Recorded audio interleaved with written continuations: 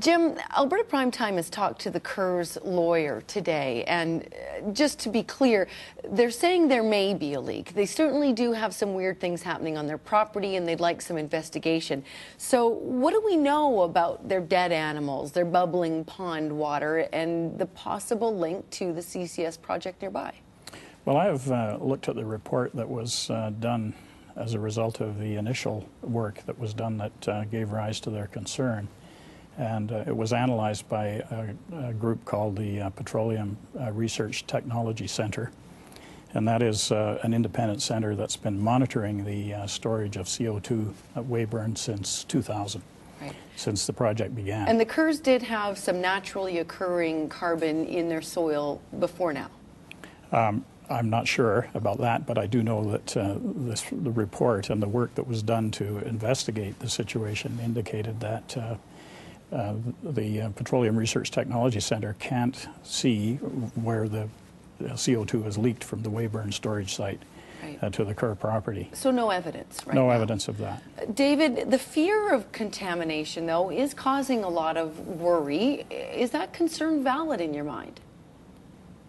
Well, there's certainly been a lot of talk, and there was quite a good report written by Graham Thompson, who's a journalist at the Edmonton Journal about a year ago, on all of the different possible hazards. If you look at the Weyburn and the Kerr's report, they've actually used carbon isotopes to suggest that the CO2 that they've measured is anthropogenic, that is coming from the gasification plant in North Dakota. I mean, I don't know if that's correct. I think likely we need more study to show that that's true.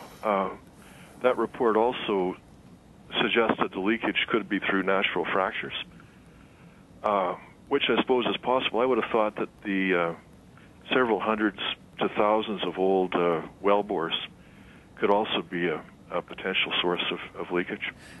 You raised a phrase there that we're hearing a lot, need for more study. Don, the province is investing $2 billion over 12 years into CCS, the federal government kicking in to the tune of, I think, about $1 billion themselves.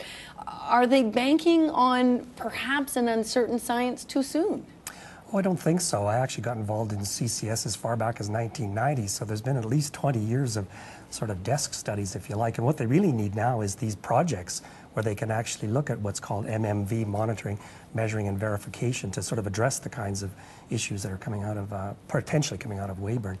And that's where there's a need also to get those projects going, and then to really do on-site determination. And just on risk, too, I just wanted to mention, too, that, I mean, there's a risk of anything happening to any of us sort of situation with that. But I mean, with CCS, for example, you have to look at it compared to other risks that people may face in the country, for example. And I would submit that probably your risk of being in a car accident on a country road, in a quad accident or a snowmobile accident or something, is far greater than generally if a CCS project is developed well. The risk should actually be pretty low. Jim, is there enough independent technology in your mind going on right now, or can you provide some assurances that there will be, so that Albertans know the 4 projects set to put CO2 into the ground in our province within 4 years will be successful? Well, I think, just going back to the risk side of it, the Weyburn project is going to be very instructive in all of this. And, over the 10 years or so that they've been storing carbon there, they've got 14 million tons of CO2 stored in the ground. It's been monitored by several very prestigious research institutes. Dr. Malcolm Wilson heads up the group that looks after it, but just about every university that's involved in carbon capture and storage and global warming has been involved around the world. So that's going to be very helpful. What really needs to happen, though, is that we need to take to the pilot level these commercial demonstration projects, and it's just like anything else. There will be a tremendous amount of learning by implementing the first stages of this. And, is that too big of a risk, though? Well, I mean, these are giant projects. Yeah, but they're on a scale that we would need to try and meet our CO2 reduction targets by 2050, which is to reduce by 50% by then. We need to have those much larger scale projects than this. So if relative to where we need to be, these are about the right size. And I would make draw the comparison to the oil sands in the very early days. I mean, we started out this was dirt in the ground back in 1967. Today, it was a gamble.